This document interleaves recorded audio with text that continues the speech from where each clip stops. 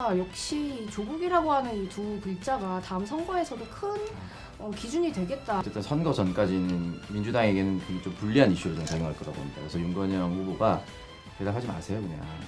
검찰 개혁이 시대의 화제고 저는 이 지역에 나서 지역 주민들의 마음을 잡는 것이 우선이다라는 이런 정치인의 마음을 빨리 들어오셔야 됩니다.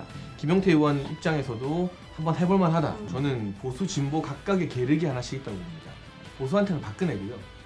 그리고 진보한테는 언제쯤 박근혜야. 조국입니다. 방송국 주석. 토론왕 반토아 그루울의 아들 김용태의 아들 레드 찬이 있기 때문에 그루울의 얘기를 먼저 해보는 게 어떨까. 이렇게 맥락을 좀 설명하자면 네네. 원래 김용태 의원은 양천에서 삼선을 했어요. 본인이 18대부터 뚫어서 뭐 민원의 날도 만들면서 삼선했는데 김병준 비대위원장 체제에서 사무총장을 했잖아요. 네. 그러면 당협위원장을 잘라내야 되는데 자기부터 자르겠다 하고 그 지역을 내놓은 겁니다. 힘든 워낙 지역구. 네. 워낙 옛날부터 탄탄한 진보 네. 땅이기도 했고. 거기에 윤건영 실장이 간 것도 문재인 대통령이 측근 이번에는 무조건 국회의원 만들어 주겠다는 뜻으로 제일 좋은 데를 준 거거든요. 사실은 윤건영 실장 고향이 부산이라 네. 당에서는 부산에 나와달라는 요구도 있었는데 오창석은 부산에 갔지만 윤건영은 부산에 못 가는 거야. 용기가 없어서. 그 좋은 지역구에 갔는데 그래 김용태 용기가 의원이 없어. 사실상 사지로 들어간 거죠.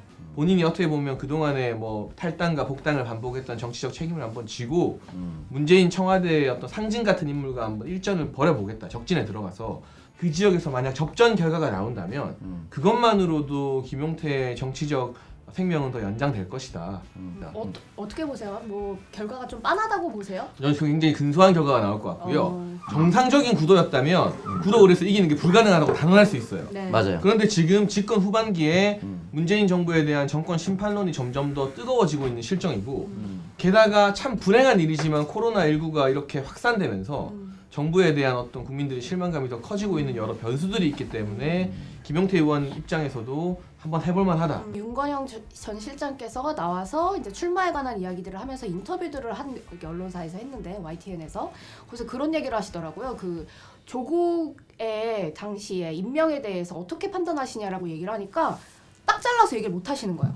그때 당시엔 어쩔 수가 없었다. 그때 당시의 상황이 그럴 수밖에 없는 상황이었던 것으로 판단한다. 물론 나중에 결과가 어떻게 안 좋았든 그때는 이렇게 얘기를 하시면서 이렇게 딱 못 자르는 모습을 보면서 역시 조국이라고 하는 이 두 글자가 다음 선거에서도 큰 기준이 되겠다. 이제 조 전 장관에 대한 이야기 저는 결국 이제 무죄로 나올 거라고 보는데 어쨌든 선거 전까지는 민주당에게는 굉장히 좀 불리한 이슈로 저는 작용할 거라고 봅니다. 그래서 윤건영 후보가 대답하지 마세요 그냥.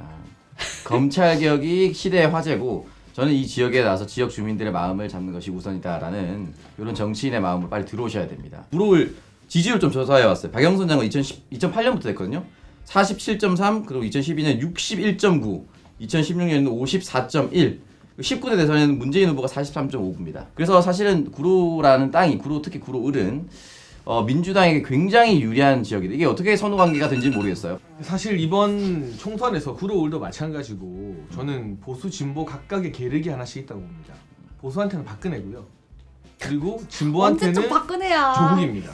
아니 진짜 아닙니다. 조중장은 무죄입니다. 그 얘기하지 마. 대표 선거도 그렇고 실제 구도에서 지금 미래통합당 후보들은 박근혜 전 대통령에 대해서 명확한 입장 말하기가 상당히 난감해요.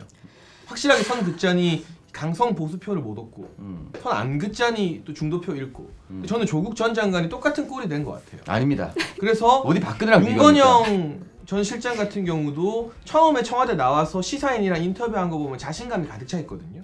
근데 그 다음에 이제 인터뷰 시간이 좀 지나고 언론과 인터뷰할 때마다 사람이 되게 겸손해지고 있어. 그 인터뷰 뉘앙스를 느껴보면 딱 나와요. 아 이게 청와대 안에서 느꼈던 민심과 밖에 거리에서 후보로 뛰면서 느끼는 민심이 다르구나라는 걸 윤 실장이 알면서 위기감이 좀 커지고 있는데 그렇기 때문에 사실 가장 현명한 건 이 박근혜 전 대통령에 대해서도 조국 전 장관에 대해서도 언급을 안 하는 게 사실은 보수 진보 후보들에게 제일 좋은 방안인데 대대로 이제 민주당이 유리할 수밖에 없었던 이유가 뭐냐면 구로의 시민단체 활동들이 굉장히 활발했고 노동운동을 하시거나 학생운동을 하셨던 분들이 계시기 때문입니다. 근데 우리 윗세대의 왜 90년대 초반 이전 학번분들은 그 386의 그 감수성이 굉장히 짙으세요. 그래서 제가 보기엔 조국 사태를 보면서도 문제는 있지만 기존의 그 적폐 세력, 보수 세력보다는 조금 더 나은 면이 있고 어쨌든 좀 억울한 면이 있고 막 이렇게 판단하시는데 새로운 세대 같은 경우에 문제는 문제다라고 딱 잘라서 얘기하는 게 있거든요. 그래서 전 민주당 전략이 좀 달라져야 된다고 생각해요. 그리고 구로 특징이 여기가 왜 민주당 텃밭이었느냐 과거 구로공단 때문이거든요. 그런데 지금도 마찬가지로 그 전통이 계승돼서 구로 가보면 뭐 디지털 단지라고 하잖아요. 구디단이라고 하죠. 거기에 굉장히 많은 중소기업들, 영세 업체들이 입점을 해 있어요. 뭐 게임 업체도 있고 컨텐츠 업체도 있고 다양한 제조 업체도 있고. 그런데 지금 문재인 정부의 경제 폭정, 폭망과 거기에 엎친 데 덮친 격으로 코로나19까지 나타나게 되면서 가장 먼저 타격을 받는 게 그 구로 디지털 단지에 있는 영세 업체들입니다. 영세 업체가 타격을 받아서 사장님이 월급 못 주면 거기 원룸 오피스텔 고시원 얻어가지고 회사 다니고 있는 직장인들, 구로의 젊은 직장인들도 직격탄을 맞게 돼요.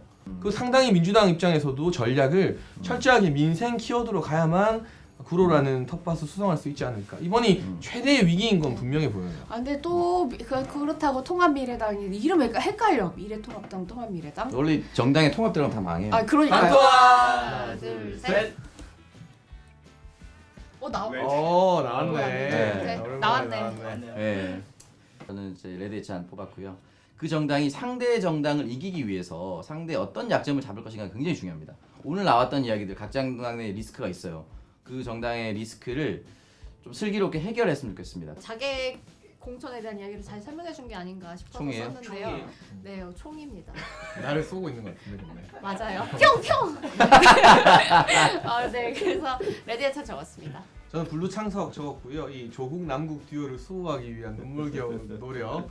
안색이 급격히 창백해지는 저 모습에 그렇지 않습니다. 진짜 정치인들 청년 정치인들 살기 힘들다. 이름을 창국이로 바꾸세요. 너무 열심히 분석하고 있는데 다음 주에도 또 총선 흥미로운 지역구 열심히 공부해 와서 일반적인 방송에서는 잘 들을 수 없는 이야기들 또 쉽고 재밌게 풀어내도록 하겠습니다.